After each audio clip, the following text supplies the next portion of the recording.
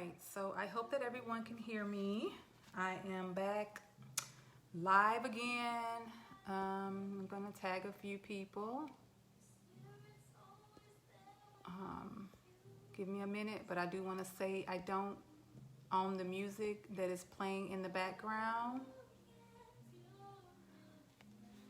So I just wanted to make that clear first before I begin.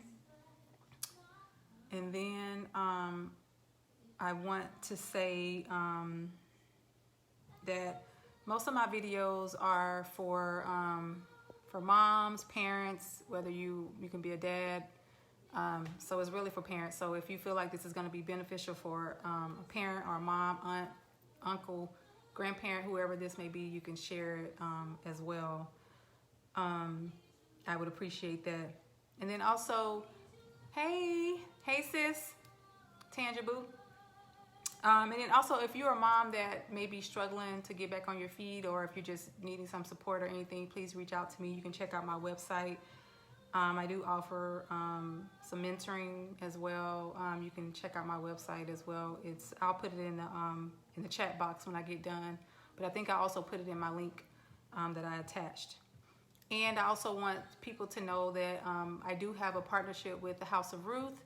That's a shelter for battered women, and they're getting treatment they're going through treatment, and that's a passion of mine because I am a survivor of domestic violence, and I am raising money to purchase items for the victims there.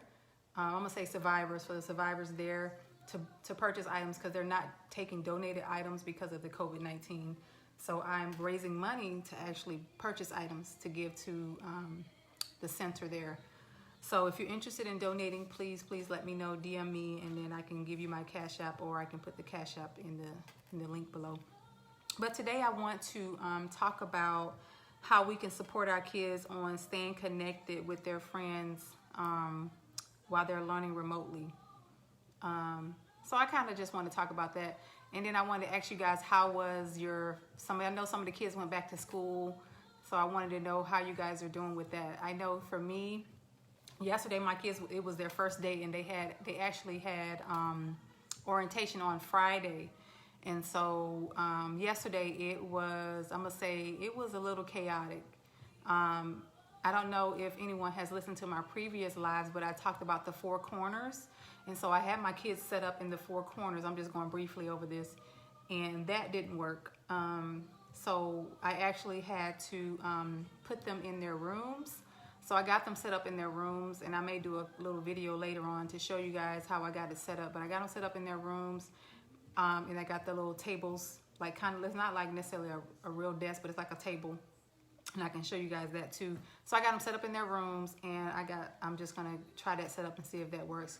So I say that to say that, as moms, we have to pivot and adjust and rearrange and regroup all the time. So just because one thing doesn't work out, or if we have something set up, a schedule, or if we have an arrangement set up where we want to say, okay, well, this is how we're gonna plan things, this is how we're gonna do things, and that doesn't work, that doesn't mean that we always have to stick with that. Sometimes we have to just readjust, regroup, and come back to it and try that. You always have to try something new in order to get something to work the way it needs to work. And then you may have to adjust according to the child's age or their maturity level or anything like that. And so I said that to get to that point. So, but anyway, I want to get back to what I want to talk about, some tips for keeping our kids connected remotely with their friends, so they can keep their social skills on task too, because we know they're going to be educated. We know that they're going to get their academic needs met, but they also still got to get their social needs met, so that they can stay connected to their friends, because they're not going to be getting that like they would be if they were going in person. I know some schools are still going in person, but I know mine, they're completely virtual right now. So I wanted to kind of touch those points for some of the parents that are still having to that are doing virtual as well. So some of the tips that I found, and some of the tips that I've been using just without research, from experience, that I've been using especially over the summer before school started, was for the elementary school age. I know for my 9-year-old and my 11-year-old, organizing a play date with the kids is very, very important. My son, my 9-year-old, he definitely he actually just does play dates all the time with his friends, and they love to do FaceTime chats, and they love to do they love to play the game, and they talk through FaceTime while they're doing it, and they may even watch a movie while they're doing the FaceTime chat. So that's kind of like a social interaction where they're getting a chance to talk and they're talking through whatever they're watching together. So that's one of the things that you can do to kind of keep them socially connected. And for your teens, they have like a FaceTime. They have messenger apps to help them stay connected. They also have a thing called Marco Polo. I'm pretty sure everybody's familiar with that. Teens can use that. They have a thing where it's called Caribu. That's a new app that they have out for teens that they can use. So I'm kind of just trying to share information where people can use. And then you can also do a Netflix party where you can watch a movie together. And it's an app through the Google Chrome extension. So if you have Netflix, they can also sign up through Google Chrome, and they can connect and they can type while they're watching a movie and connect that way. So that's a great way for them to stay connected. And then also another point that I found was using learning pods is another great way to support and stay connected. And they can use that either by Zoom. They can log in by Zoom, FaceTime, Skype, and then they can do like study groups together by Zoom, and they can do that by Skype as well to stay in connected socially. They can also do like something at a park where they're socially distancing and of course wearing their mask and whatever else they need to protect themselves. And if you do it at a park, you can bring your lawn chairs, or you can use the chairs that's provided there to socially distance. And you can do like a group of six or less, or if it's just the group can be 3 or less, or whatever you choose, whatever you guys are comfortable with as parents, to create that group and form that group and come together so that you can so the kids can be socially connected and study together if they're going to do that, or if they're just going to come together to just hang out and talk, and so they can socially distance with that and have some snacks and different things like that. And then the other thing is for teens, I know teens are going to have to work on school projects. They're going to have to do projects together. So the learning pods is a great way for the teens to be able to come together to do those learning pods. I know that that my daughter Camille, she talked about doing the learning pods and formatting a group together so that they can come together and come to do it in person. And so I told her that we can probably go to a park, or go to the National Harbor. I don't know if you guys are familiar with that, but that's in DC. That's like in DC, Maryland area, and come together where she can come together as with a group of her girls. But first we got to talk to the parents, because parents are really protective right now about their kids going out, which makes sense because of what's going on, and try to form a group where they can work on their project separately but together in a sense, and they're going to be socially distant. So trying to form that together. But just being with the friends is extremely important for the child's emotional and psychological well-being, so that they can remain on track in that area, because they have to grow in all those areas. So I definitely wanted to point that out and bring up that information, because they're gonna, like I said, they're gonna be getting their academic needs met, and then as parents, we're gonna be making sure that they get their academic needs met, whether they're getting a tutor, or if we're trying to do it, or if we're hiring someone else to do it, or even we're going to be making sure they get their medical needs met, different things like that. But we still got to also remember that they got to get their social needs met. So we still have to focus on that. Hey, Uncle, love you. Thank you, love you.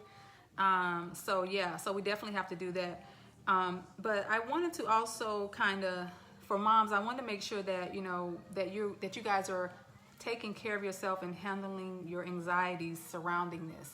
So, and some of the things that I do talk about on my Instagram is making sure that, if things are not working out the way that you want it to work out, you definitely want to step back and regroup.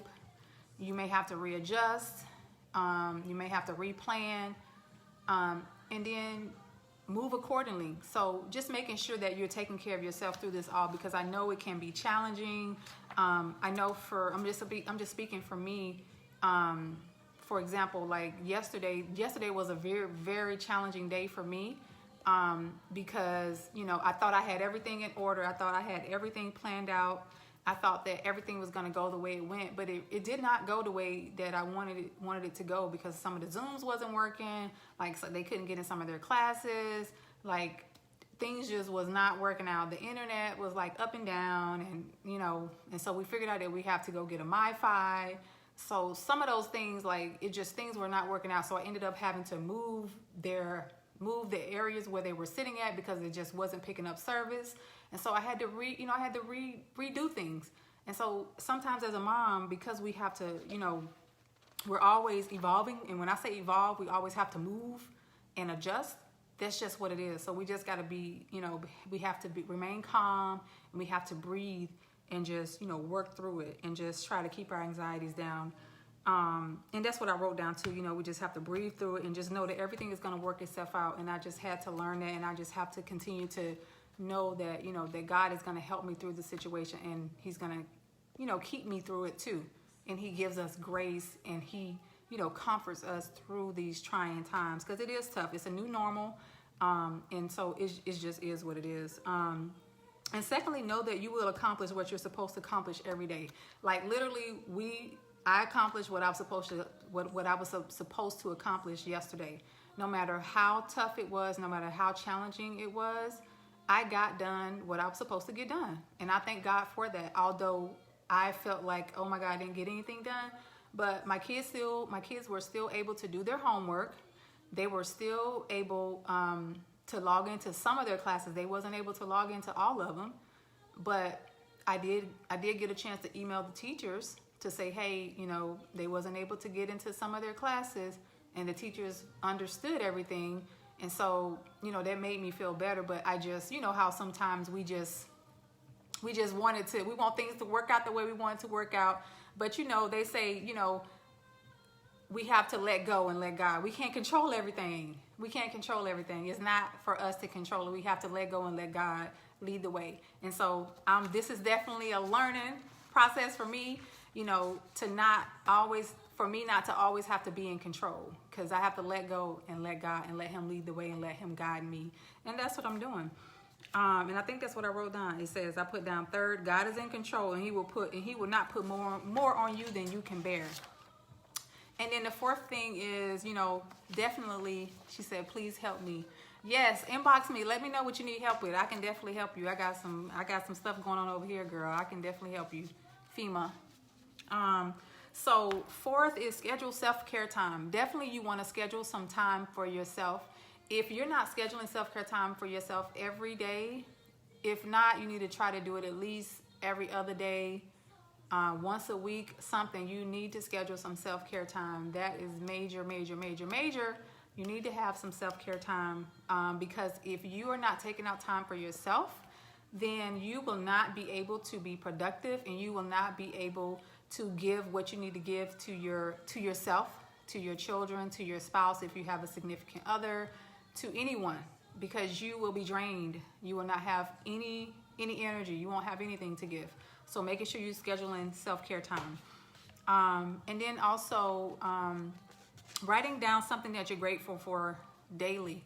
I do that every single morning. Like, I know I'd say this every time I come on live, but it's a must. I have to write down something that I'm grateful for every day. And I don't care if it's something simple as life, grateful for water, grateful for whatever. You can write down anything that you're grateful for, because that's going to keep you humble.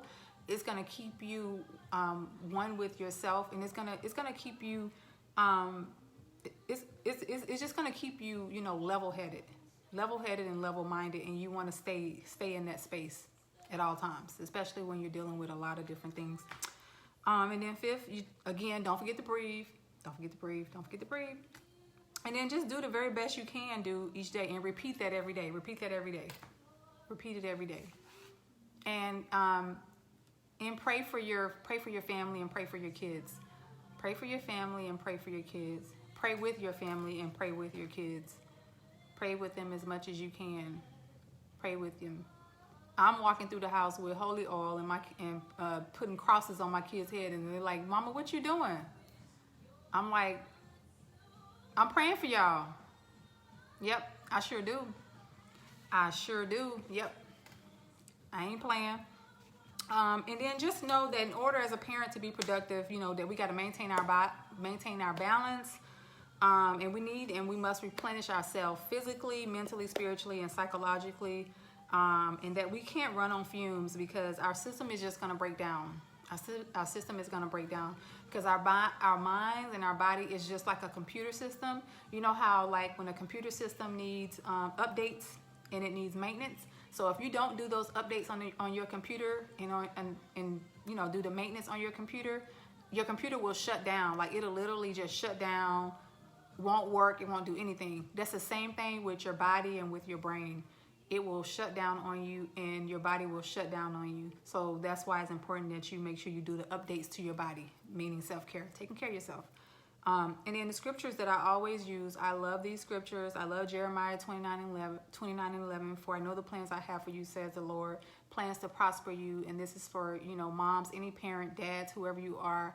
Like God has a plan for us. God has a plan for each and every one of us. So we just have to let him do what he says he's going to do, and just be patient, be prayerful, and continue to pray for your family, pray for your kids, and just do what you can do each day.